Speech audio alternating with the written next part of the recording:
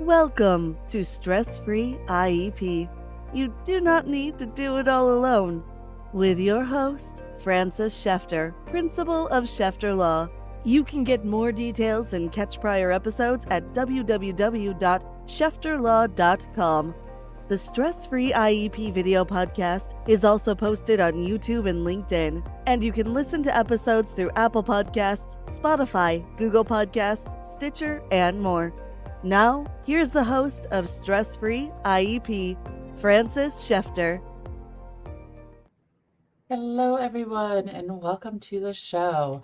Today's milestone, we are at episode number 50, which is really exciting because I never thought it would grow this quick and this fast, and I'm so excited. And today's guest, I'm even more excited about because this is a service that I know you families are going to be so excited to hear about. So I'm going to introduce her and let her tell us about it. Sarah Kodinsky, who is the CEO of Apex Social Group. That's right. So Sarah, please tell us about your company. Absolutely. Well, thank you so much for inviting me on to your podcast, and congratulations. This is a huge milestone.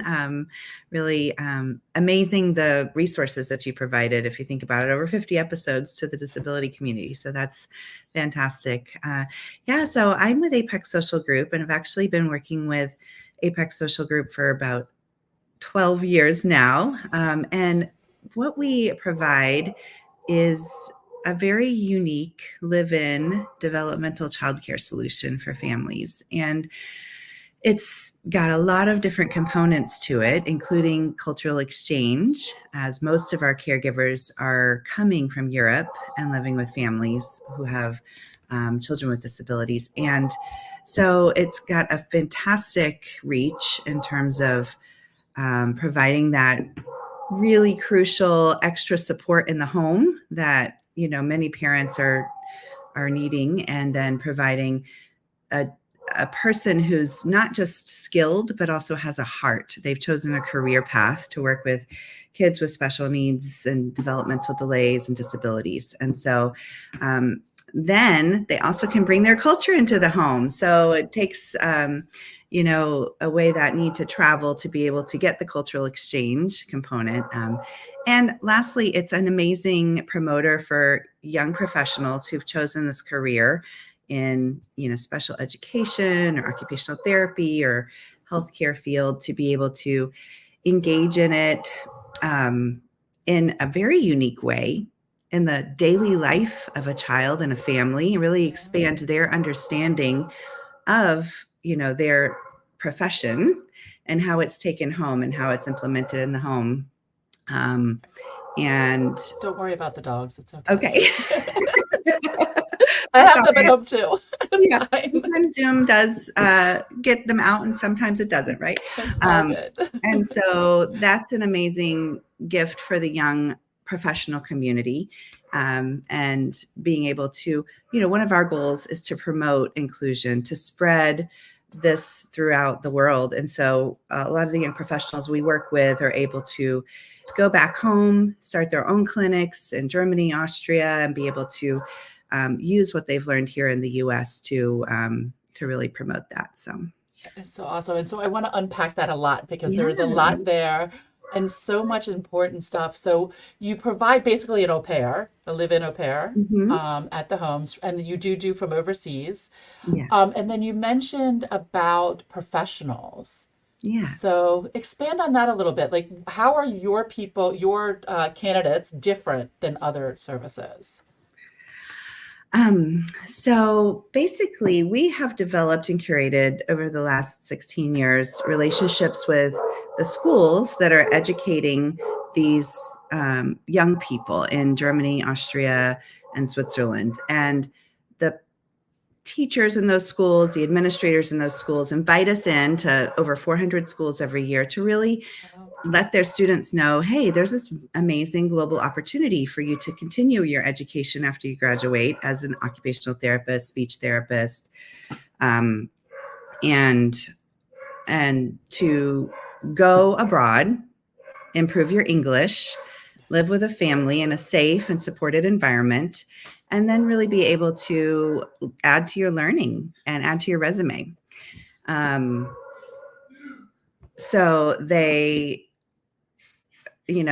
creates an amazing talent pool for families. So what we hear from our families across the US is that it can be very daunting to try to find consistent, reliable, long-term help to be able to empower their families. And that seems to be the biggest need that they have, is like, it's hard to find somebody who's not only capable, but really has the heart and wants to stick with our family for a year or more and on a daily basis. And so it's a win-win, and so we're able to create this opportunity for young people abroad to go to the US, live with a family. They do use an au pair visa to do that. And so they're living and working under the regulations of that program. However, our candidate pool is a different candidate pool than your traditional au pair program in terms of the education, the skills and experience that they're, able to work with a child in their activities of daily living and understand what sensory needs they may have as they help them brush their teeth, as they help them prepare a meal, and they know how to work through that in daily life. So that's kind of the specialness of it.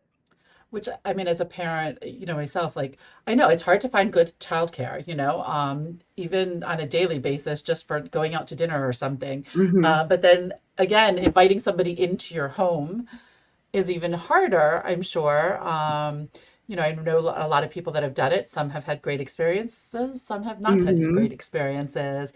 But then us with our special needs kids, I know, think twice when hiring somebody. Like, is this person going to be able to handle it? Is this person Right. going to be able to? And Yeah. the day to day is even harder than just a couple of hours, because Right. our kids can keep it together for a couple of hours usually, or somebody Right. can deal with it for a couple of hours. But now when we're looking at, the day services, which I'm Yeah. assuming it's the same, like, hour restriction and so forth. Yeah, maximum of 45 hours a week. So our care professionals, our families will have them work anywhere from 30 to 45 a week, depending on their needs. It is a lot of times it's a very intense job that they're taking on. And so really having that understanding from the family side of helping them to stay fresh and ready for work each day. And sometimes they have to work a little less than the 45. A part of our program that is very important is that we have a very strong support system for our caregivers. And I think that really empowers the families to help them retain their care longer and help their care to be more successful, because we have an educational and therapeutic resources team that's there to kind of be their sounding board, kind of care for the caregiver, so to speak. So, Oh, that's awesome. mhm. Like, having the back, because I can imagine, especially coming, like, I'm thinking about, my sister has had over au pairs, and I'm just thinking Mhm. about it, like, they're young, they don't know the United States, they don't know our customs and stuff. And I can imagine how hard it Yeah. is, like, just adding that extra level of a child with high needs. Because you only do for families with neurodiverse children, correct? Not only, but about 90% of our families have a child that's got either neurodiversity or some other disability that they're working with. Mhm. So then, yeah, I mean, it's just, for me, like, knowing that there's somebody out there, like, that you vet them all for Mhm. this specific, for this, this type of child of the high Yes. needs, just makes it so much easier to, like, okay, I can breathe. So I know you said, so you cut 400 different schools. That's amazing. Yes. Um, so do all of the au pairs have degrees, or are they getting them? What does that Mhm. look like? So we refer to them as care professionals, just to help them have a differentiation, kind of that they are past this place in life where they would have traditionally been an au pair. In Germany, that's a very popular option. Just after high school, around the age of 18 or so, our candidates tend to be more in the 21 to 26 range. They finished a degree program, and so most of them do have a degree, and we say a child-related field, and that ranges everywhere from OT, PT, speech to social work, or a bachelor's in education, or a teaching degree.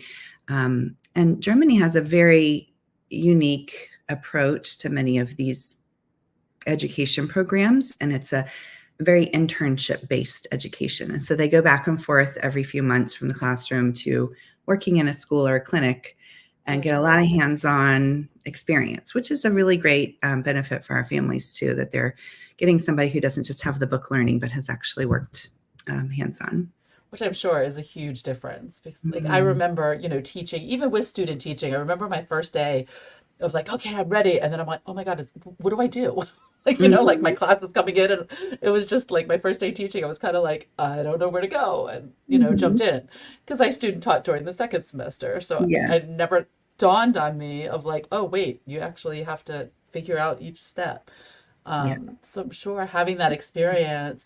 And then how do you match people? Like, because Mhm. obviously, as you said, there's neurodiverse kids, physical disabilities, Mhm. whatever the disabilities are. How do you know and match the care professional with the family? Yes, a good question.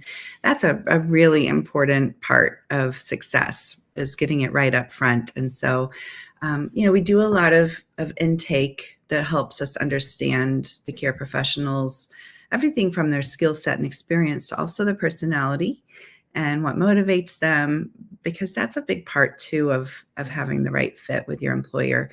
And then we use a personality assessment called the Color Code, Dr. Hartman's Color Code, Okay. which all of our care professionals take this test, and all of our families, we ask them to also take it so that they can understand their own personality type and who they would match best with.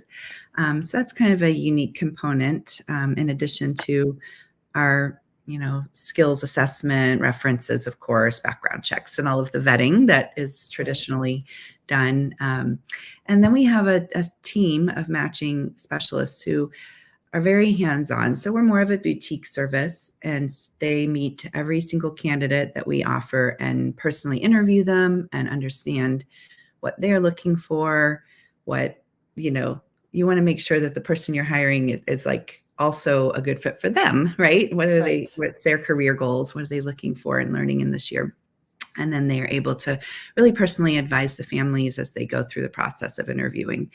And so our candidates work with us for, on average, about a year before they make a match.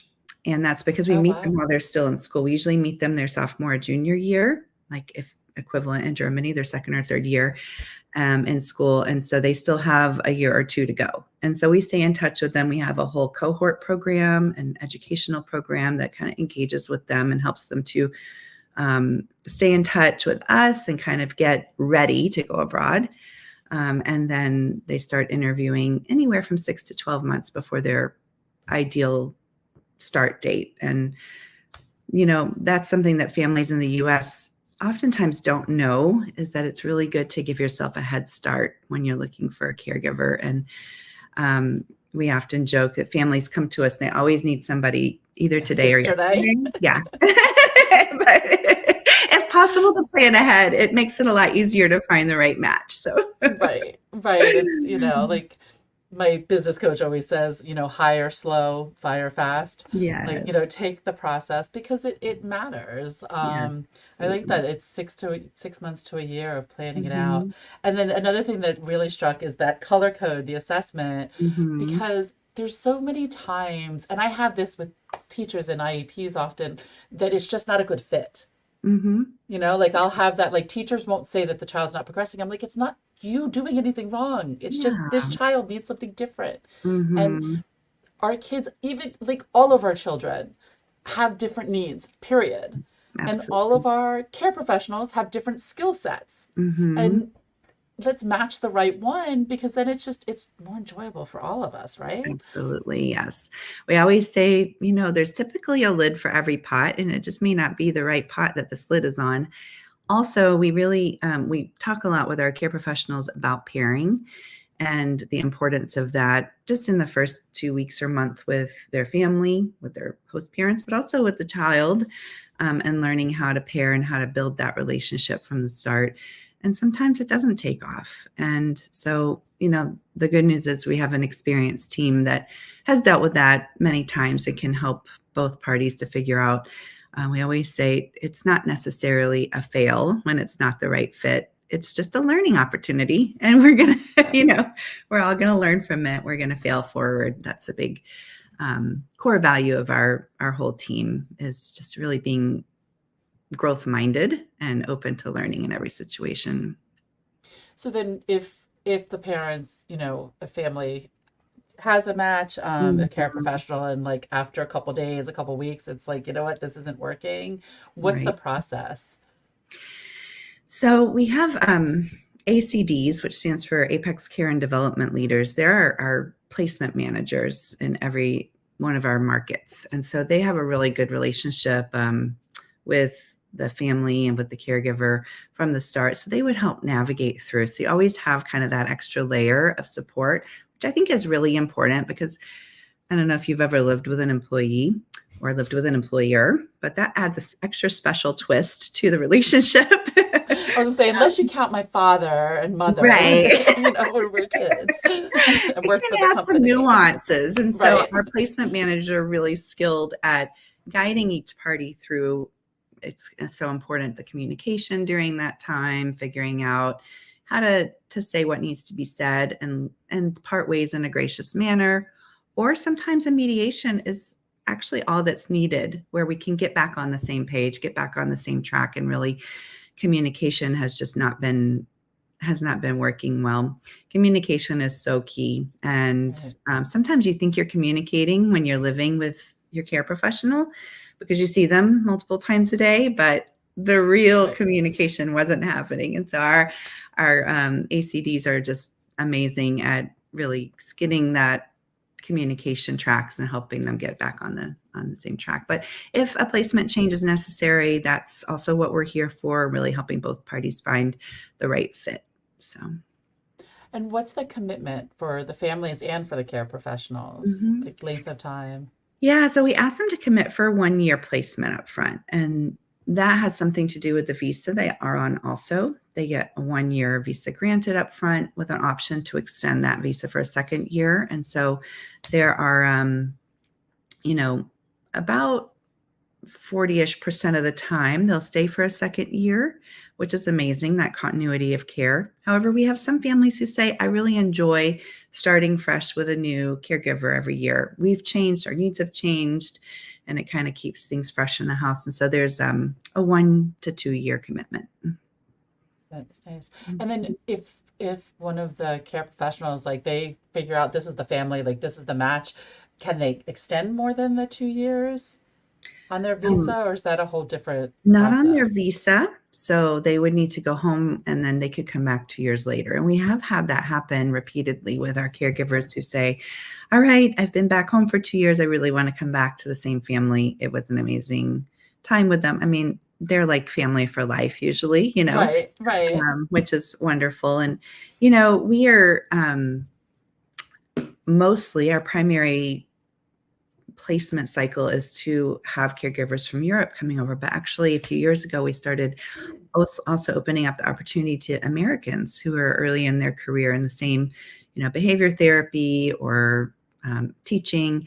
And that's actually been really amazing to watch as well. It's a really similar cultural exchange when you take a young person from Minnesota and let them live in San Francisco for a year and create that bond. And so that's been really interesting. And the Americans could stay longer than 2 years. However, we've kind of seen with this role that it has a bit of a lifespan, that the caregiver has a career goal long term, and this is a stop in their career goal. And so it tends to be about a 2 year lifespan. Which makes sense. That's great. So the Americans also, do you have, like, do your care professionals say, oh, I only want to work in the north of the States or the south of the States, or like, how does that They work? do. As you can imagine, when you're coming from Europe, a lot of what is what you've seen, maybe, more publicized. And so you're thinking, well, I want to be in California or New York City, the things they know about. And so we actually do a lot of educating of them, like, about the different parts of the US and how there's so much to learn and explore all across our great nation.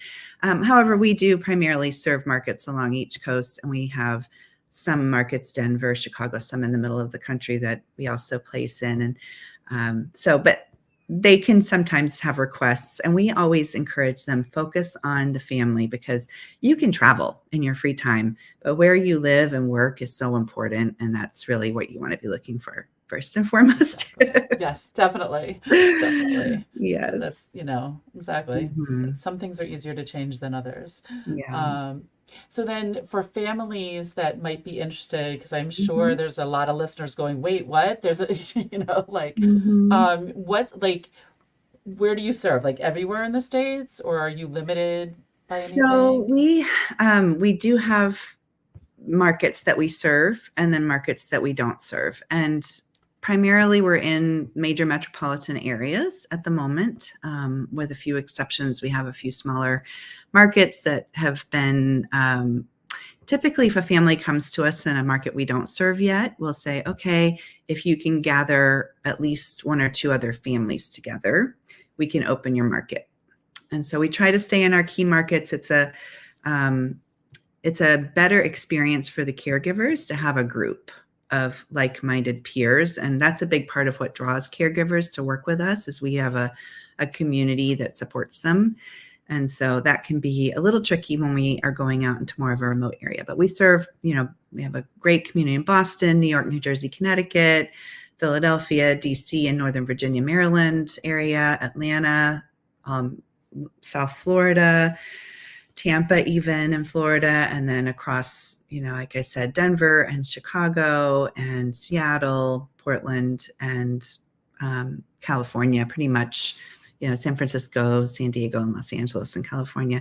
And so, as you can see, it's like mostly key markets with a few scattered in between, smaller areas. Which that's, it just, like, I can hear it. Everything you're saying is how you care about supporting the care professionals, Yes. which is so And important because, that, yeah, mhm. That is really, we've learned over the 16 years, is the key to helping the families be successful, because that's why right. they come to us. They need that consistency, that care in their home. And it's, so we've really built this organizational structure that attracts caregivers that want to dedicate a year of their life to care for, one-on-one or one-on-three children in a home.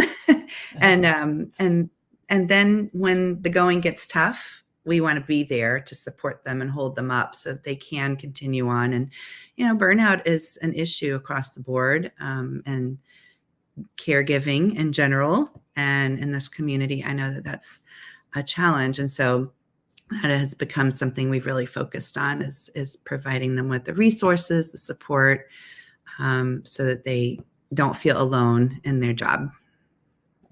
And I'm guessing that since you require 2 to 3 in each market, that Mm-hmm. the care professionals also like are connected They so that are. they can, Mm-hmm. they They have a are. monthly fun meetup where they Oh, do, good. something in the community. They might volunteer, they might go for a hike or a baseball game. And then we have once a year an appreciation event that we invite them all to Southern California for. It's coming up in May.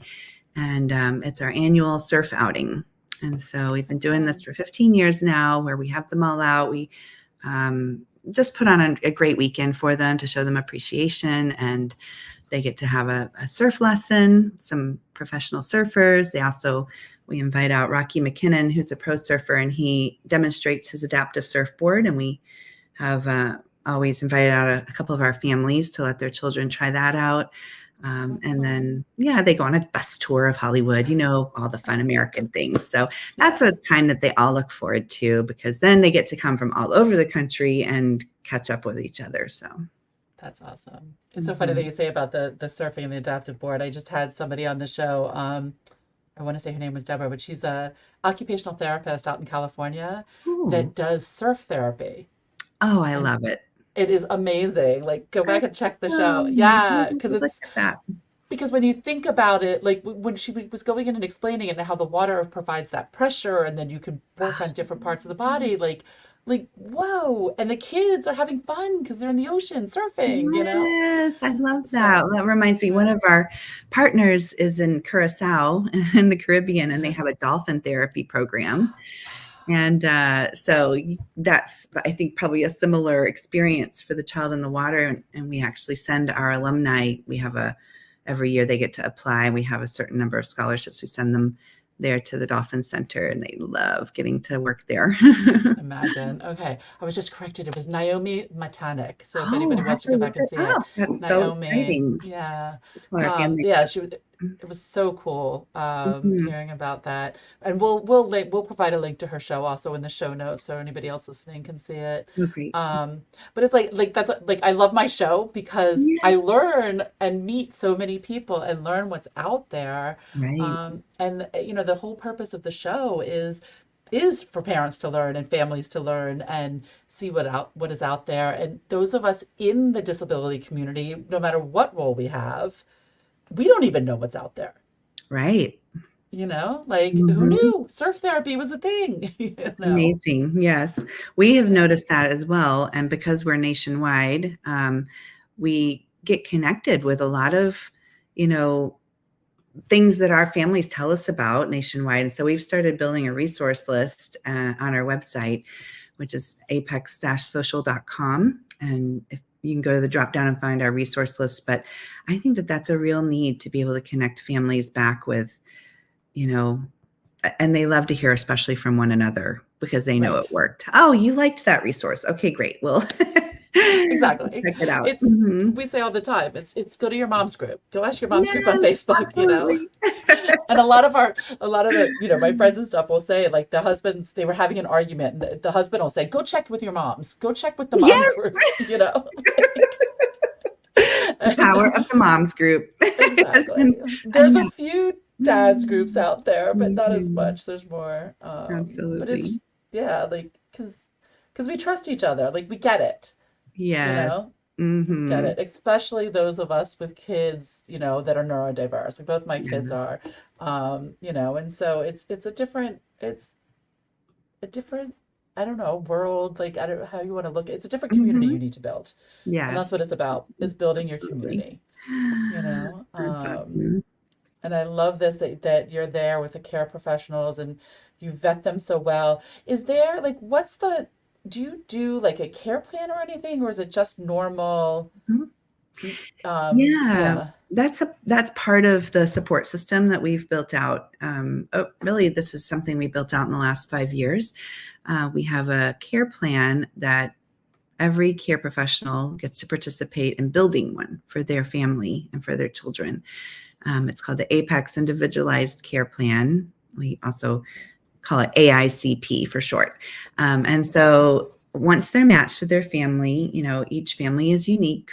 Each child's needs are unique. And so our ETR, Educational and Therapeutic Resources team, works with the care professional we have kind of a template that helps them identify with the family, what are the goals you want me to work on this year? And they're oftentimes very small goals that we want to work on repeatedly day after day, and eventually we'll, make some progress.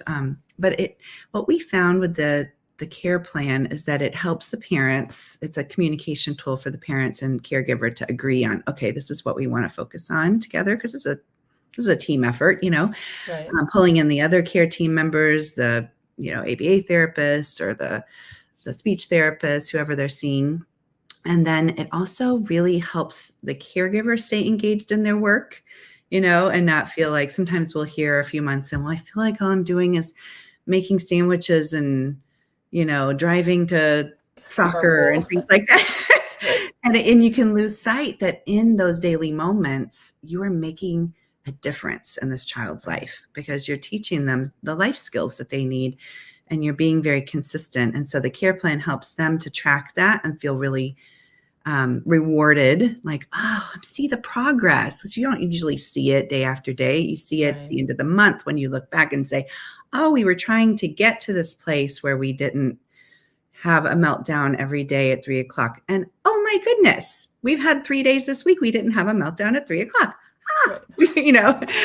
Whereas if you don't track it, sometimes you don't even notice. So that's been a really rewarding thing for the caregivers and for the parents to be able to see the progress. Which is definitely different because I think usually you think of, live-in nanny, au pair. It's just somebody more driving the carpool, making the lunches, sometimes making dinner, doing the laundry, Mhm. Mhm. But it's nice to know that so they're doing more than Yes. help reaching some goals. And I guess because they have the background, they can like PT or OT or things like that, right? They have the background to bring that into their daily care. They are not coming into the home as a therapist. I Okay. mean, they're not licensed to do that. That's not their role in the home. But because of that knowledge and background, they can apply it, in making the bowl of cereal with the child or unloading the dishwasher, the things that they want to do. And we usually refer to them as kind of the nucleus of the child's care team. Most of our Okay. kids have a multiple layered care team, Oh between yeah. parents, the different therapies every week, the school, the IEP, and the care professional is the 40-hour-a-week nucleus that takes the child to the therapies, that Right. hears from the therapist what the homework is and works on it every night with the child, with Right. accomplish things. And then a lot of our care professionals are even invited into the IEP meeting. Just they want to observe, they want to understand how that works in the US. And Yeah. then they're able to really learn and also understand how what's happening at home is impacting the child at school, and just kind of be that person who ties it together. So, Right, being part of the team. That makes sense. mhm. And so, because yeah, with IEP meetings and stuff, we always like to, my clients always ask, like, should I bring the outside professionals? And I'm usually yes, because Mhm. it's just, they can just help develop a plan. And then if we're all being consistent, school, home, speech therapist, physical Yes, therapist, everybody outside, we all have that same consistent plan. It works better for the child because they absolutely. know like this is the expectation in every place I go. It's not okay, school I have to do this and home I have to do that and therapy I have to do that. Mhm. And the Yeah. consistency. And a lot of It's parents have good. said it's such a relief to have somebody caring for my child who can do the therapy homework with them or can help them through their homework from school each day. When I come home from work, I get to be a parent again, Yep. as I know parents in Oh this yeah. in this group are on 24/7, and so it's so nice to have an extra adult who can take some of that off. Yeah. I keep telling my husband we need a full-time assistant. He's like, yeah, no. And I'm like, come on. Oh, So, I mean, goals in life, right? yes. Because you know what? Look, I waited long enough to be a parent. As much as I love being a parent, it is hard the days in, the days out of doing the homework and doing the lunches and making Mhm, sure they have their field trip forms and making sure they have their laundry clean and put away and mhm. all that fun stuff. So it's nice to Yeah, know that there's somebody that gets it also on the that level of where the needs are different, right. you know, and That's to kind of awesome. give us that consistency at home, right? Mhm. Yeah. Oh, Every year we have, really, I mean, my favorite time of the year, we have a contest for the care professional of the year, and host okay. families, submit their essays describing why their caregiver is the care professional of the year. And our winner this year, the essay just opened with the most amazing paragraph about confidence, and how confidence, she says, is one thing that parents of special needs children almost never fully have. Confidence in hitting the next big milestone, how the future looks. But she said, it turns out the ability to have confidence is a superpower and one that our awesome speech therapist, Hannah, possesses. Oh, And she just really talked about how amazing it is to have that extra person who is so committed to her child's success. And when right. she gets tired as a parent, even that there's this person who continues to help her have confidence, and it's a two-way street. Yeah. But I love that partnership of in the home that is created. So, Yeah. No, that's awesome. It's so because it's more than just the babysitter or the nanny or somebody there. They mhm, really truly become, especially with that individual care plan, they become part of the family in the sense of driving it and helping. mhm. And then the consistency for the child, I'm Yeah, sure. And then bringing the culture in from another country has got to be really cool as so well. special. So, Yeah. because, Mhm, reality is those of us with special needs kids, not quite sure how often we're going to make it to Europe. Right. Like, it's a little Yes. challenging. Possible, but this makes it a lot easier. Yeah. Right, bringing it into our house is a lot easier. I'm just thinking about like how cool it would be to do like the thing for the families, like the different care professionals in that area of like doing like a international day or something, and each teaching Yes. about, like that type of thing on a weekend or Yes. something. Very How cool. fun that would be to learn about everybody else's. This is so awesome. I'm so excited. I wish I had knew you when, which is what I hear a lot. Yeah, that's why we're here, to let other people not have to say, I wish I knew you then, that to let people know that you are there. There is help out there. Absolutely. And love the idea that there is help out there for those of us with our neurodiverse children that specialize in live-ins for that, because it's such a difference. It's such a difference having that knowledge. Thank you so much, Sarah. This has been so wonderful and so informative. Thank you for being on the show. Oh, thank you for having me, and congratulations again on 50 episodes and being such a great resource for the community. Thank you. You've been listening to Stress Free IEP with your host, Frances Schefter. Remember, you do not need to do it all alone. You can reach Frances through schefterlaw.com, where prior episodes are also posted. Thank you for your positive reviews, comments, and sharing the show with others through YouTube, LinkedIn, Apple Podcasts, Spotify, Google Podcasts, Stitcher, and more.